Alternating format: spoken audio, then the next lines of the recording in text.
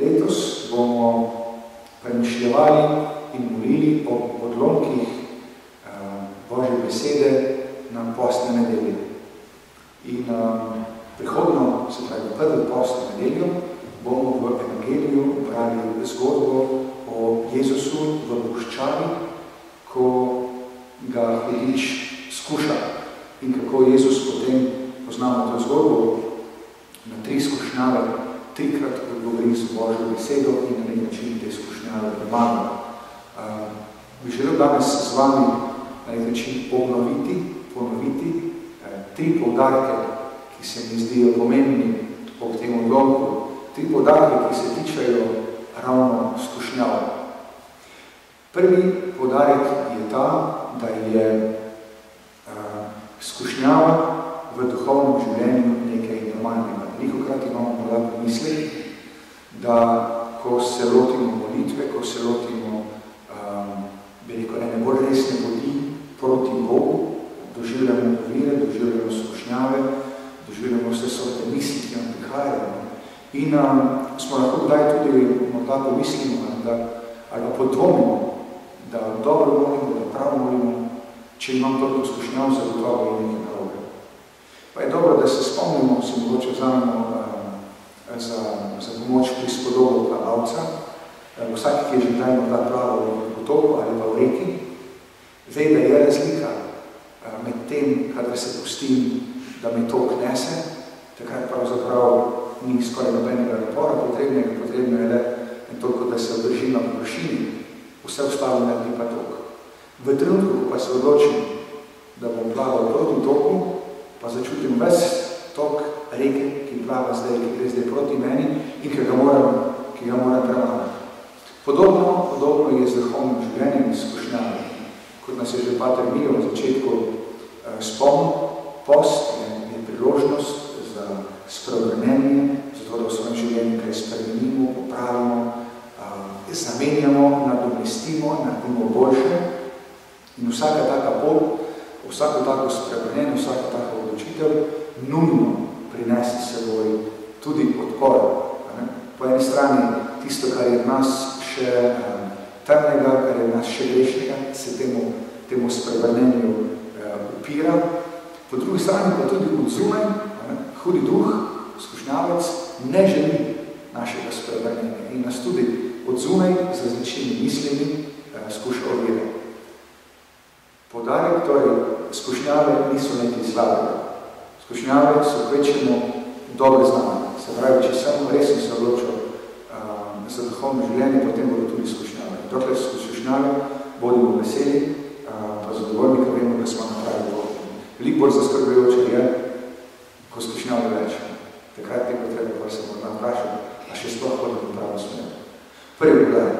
Drugi poudarek, ki se mi zdi pomemben, je ta, da tudi misli, ki me skušajo, da jim ne morem preprečiti, da pridejo v meni. Ne morem jim ubežati, ne morem se jim odpovedati. Te misli prihajajo. Tako puščavski očetje so včasih to, da bi to željo, ta trud, da bi se mislim, da bi jim ubežal te misli, nekako ponazarjali s trudom, da bi človek v svoj plašč ujel veter. Nemogoče. Te misli pač bodo vedno prihajali. Dokler smo ljudje živi, bomo imeli tudi vse sorte misli. Glede tega nimamo kaj dosti svobode. Imamo pa na drugo strani vso svobodo, da se odločimo, kaj bomo pa se s temi mislimi naredili. Mi bomo prisluhnili, se bomo z njimi ukvarjali, se bomo z njimi pogovarjali in bomo pustili, da v nas zaživijo, ali pa bomo rekli, to so misli od slabega, to so misli, ki me peljejo stran od Boga, stran od dobrega, stran od resnice in te misli jaz ne bom prisluhnil, bom pustil, da grejo mimo, kot naredi bikoborec v areni, pustili mimo pole in gre skozi mimo in tako s to mislijo se ne ukvarjam. In ne pustim, da se zasadi v mene, da v mene raste. In tretji poudarek, ki se mi zdi pomemben, je, ko gre za skušnjave, bomo videli tudi Jezus, torej v puščavi je skušan. Pa bi rekli, kot Bog, kot Božji sin, pravzaprav nima nič s tem za upraviti. In vendar, kot človek je skušan. Pa rečemo, in pač vedno tudi spovedujemo, je bil skušan in nam je bil vsem enak, razen do greha. Se pravi, skušnjava ni enako greh. Skušnjava še ni greh. Tako na kratko mogoče vam razložim en sirski puščavni duhovni oče, Efrem Sirski, že v prvih stoletjih krščanstva zelo dobro opredeli to pot ali pa razlikovanje med mislijo, med skušnjavo in med grehom. In tako našteje 4 oziroma 5 korakov, preko katerih človek vstopi do grehe. Pravi, prvi korak je misel.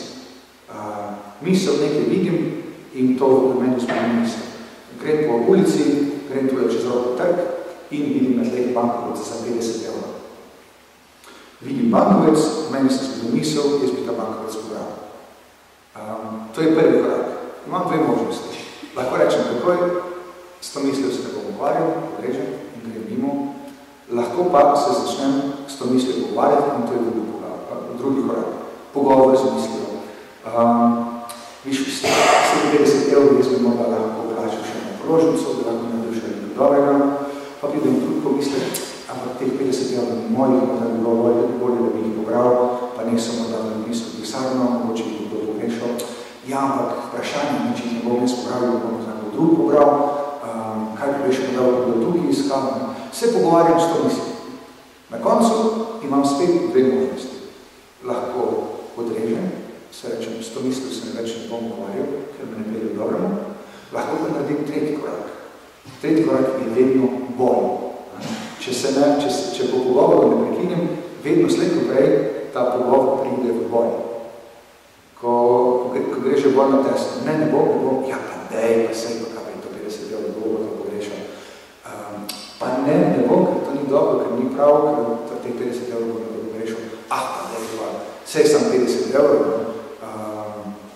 sej te noben ne bo videl, kaj je to taka, leko naši politiki, ko vnarjo vradijo, kaj je to 50 evrov. Se že borim s to mislijo. Tukaj imam še vedno 2 možnosti.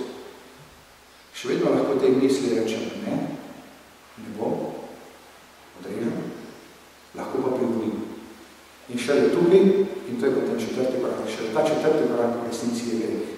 Jaz sem pristal, jaz sem na nek način se pustil premagati teh skušnjave. Šele ta 4. korak je v resnici greh. In tudi ni potem toliko odvisno od tega, ali sem to potem v resnici naredil, da ravno bi bolj prišel mimo, pa me je bilo potem sram, pa vseeno tega denarja nisem pobral. Ampak jaz sem v misli že sklenil, da ga bom pobral. Jaz sem v misli že pristal na to skušnjavo.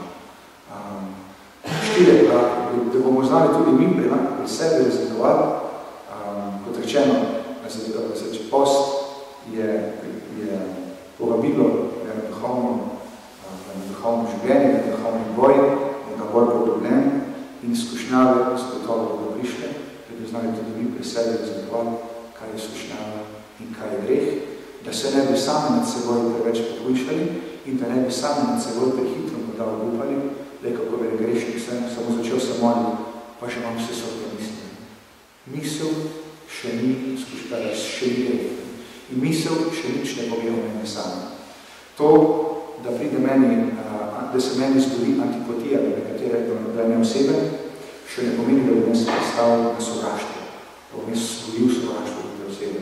Ja, nekdo mi je tako antipatičen, ampak jaz se lahko proti temu tudi borim. Torej, da bi s polnim upanjem, zaupanjem in vere vstopili v ta postni čas, na to pot spreobrnenja, na to pot priprave na veliko noč in da se skušnjav ne bo strašili, ampak jih po Jezusovem zgledu lahko tudi prevamili.